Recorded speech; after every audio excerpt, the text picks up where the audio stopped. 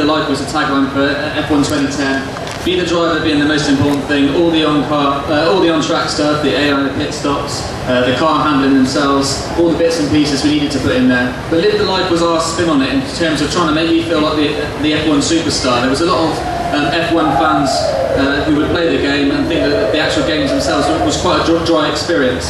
So we've improved all of those areas this year, and I'm going to run through a few videos in a minute to show that. But the big addition this year is Go Compete. It's all about multiplayer. We put so much focus into taking the game in online, and we've got some really cool game modes to show you.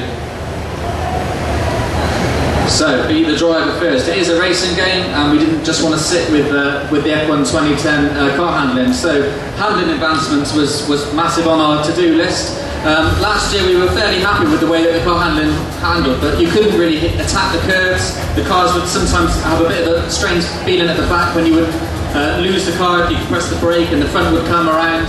So all of that's changed for 2010. You can now, we reworked the suspension model and the tyre model. You can now feel the weight of the car underneath you much better. You can feel the mechanical grip. It's much more treacherous to drive in the wet. You can really attack the curves. Of course, with the addition of curves and DRS, it's much more complete driving experience. You can get moments of oversteer, not the quickest way around the racetrack, but it's really cool to catch those slides and really rewarding when you're pushing it in qualifying. So, on to improved AI pace and balancing.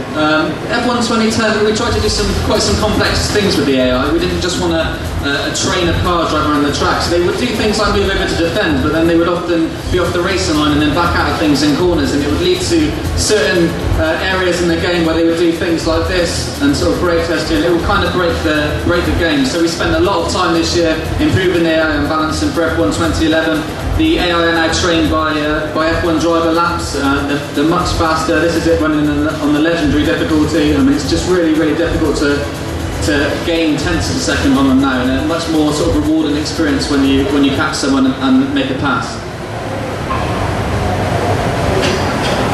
So on to the new toys for this year, curves and DRS. Those of you who are F1 fans will know all about this, but this is kind of the two in action in the game. Curves is a power boost. You can deploy it whenever you want. You can see the battery going down there in the bottom right hand corner, and kind of in similar performance cars it will give you this sort of performance advantage, just enough to pull alongside and execute an overtake. Just makes things slightly easier. Here is it in Canada. This is using the DRS and the curves, so you're kind of getting a run. You're in the slipstream of the guy in front. You can see DRS is now activated with the green section. I've used a full boost of curves, and you can see the speed differentials are much higher. You can use those toys anytime you like during practice and qualifying, so that makes for some really exciting laps as you try and maximise them, but in the race the DRS is limited to only after lap 3. Enhanced damage and failures. Everyone wants to see huge crashes.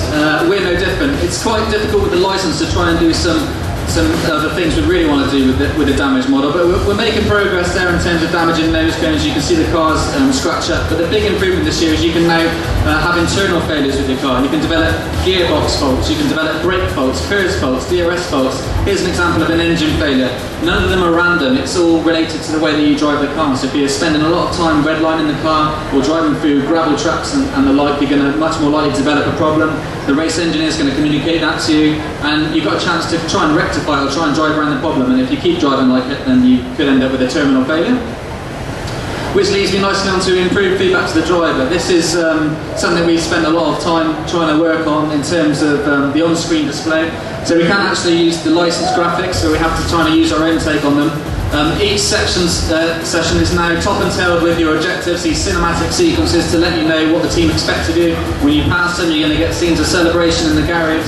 We're rewarding, you can see your XP, and as you work through your career, if you fail them, you're going to get these sequences which kind of clearly show that you're underperforming. If you crash out, you might even get a sequence where you push the camera crew out the way on the way back to the garage. There you can see the new pit stop strategies. A on the far right, it tells you how much fuel you are, plus or minus the race finish. Optimal means you're just about going to get to the end. We're running a rich mix here to try and catch the guys in front of us.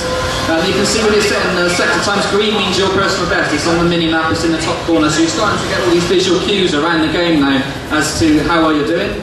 You've also got a thing in the option menu called Race Director, so you can go into any driver, see what his lap times were, see where he went wrong, see where the race instances were, so you can really start to analyse races, see what happened to your championship rival if you didn't finish in the points.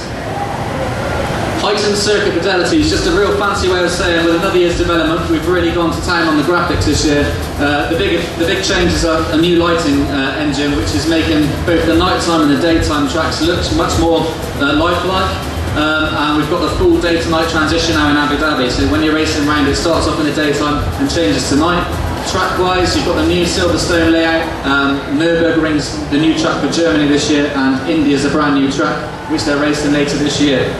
So that's just kind of some of the flavours of how much we've taken the Be the Driver side forward. Moving on to Live the Life. So one of the additions this year is Park Fermé and reaction cinematics. You'll know from watching on TV that when the drivers finish in the top three, they kind of pull their car back into the pit lane when they finish their lap, and the top three cars are kind of in this special area where they get to interact with their garage crew and such like, and you get these reward sequences. So this is available in single player and multiplayer. In multiplayer, you kind of have to see the other drivers when they finish in the top three, so you're kind of looking on, hoping that one day that you're going to be in that position as well. So you really start to develop online superstars. And the other addition's a new press feedback system. So the interviews were in F1 2010, but it wasn't really clear how much your interview mechanics were affecting the game board around you. You kind of answer the questions, you're thinking, well, is what I'm saying making a difference? Now as you transition from race to race, you're going to start getting press clippings, so you can start to see how your answers are changing your career path, and you're starting to see how your reputation increases, so you can start to understand how the game mechanics are working around you. Which brings us nicely on to Go Compete, the big focus, as I said at the beginning. Some really, really big improvements here. So the first one is a full online grid, 24 cars this year, 16 players and 8 AI. That's up from 12 last year, so it's quite a big technical improvement that we managed to get in there. Multiplayer objectives here as well, so it's not all about winning in Formula 1. So the game now will look at your driver rank, it will look at the car you're in and your grid position, it will assign you a finishing position. Anything you do above that will give you positive XP. If you only maintain it or finish low, then you'll end up with negative XP. And spectator mode as well, if you've crashed out of a session or you're joining in late, so you can start to see the on-track action yourself. And here's some new game modes. Co-op Championship, 2-player split screen and Proving Grounds. Co-op Championship is a full season online. You set up a room, you join on with your mate, and you're competing as teammates throughout the season. You're working together at the beginning to help the team to raise their profile, to gain the car upgrades. It really starts off, you start sharing your car sets of information, but of course only one of you is going to win the driver's title, so it starts to turn into a bit of a rivalry later on in the season. Here's me and Steve playing, there's 4 India drivers during our career. 2-player split screen makes a welcome return this year. It's a bit of technology that the Dirt 3 guys were working on back in Saudi, and we managed to pinch that for F1, so you can now play on the same machine and compete for the bragging rights in the living room. And Proving Grounds, so this is time attack scenarios. You can't change the car setup, you can't change the car or the tyre, it's just pure you against your friends, who's the fastest. There's a gold, silver, bronze medals, and it aggregates your time across all 6 challenges to give you an aggregate score. So you might not be the quickest on every track, but aggregated across all of the tracks, you're the fastest driver out of you and your friends.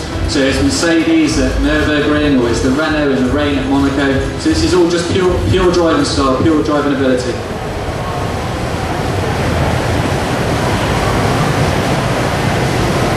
Which leaves us with the final edition, something we've been working on a long time up in Birmingham, trying to get it right, is the safety car. Something we've been working on for a couple of months now. There was a few licensing hurdles to overcome, but we announced it a few weeks ago that it's going to be in the game. So this is available in races of 20% or more. If there's an accident out on track and it's blocking the track, the safety car comes out of the pits, it picks up the race leader, you do a couple of laps behind it, it then pulls into the pits. So it's really like a strategic moment now. Do you dive into the pits and try and get a lap advantage of someone else? Do you just hit the front and try and get track position? It's all fully playable, and it really mixes up the racing. And lastly, this is exclusive today, we're going to leave you with our F1 2011 official launch trailer. This is live on f1.com today, so no doubt you'll be able to send links around and see it, but I think it looks super cool, and that's it from us. Thanks very much.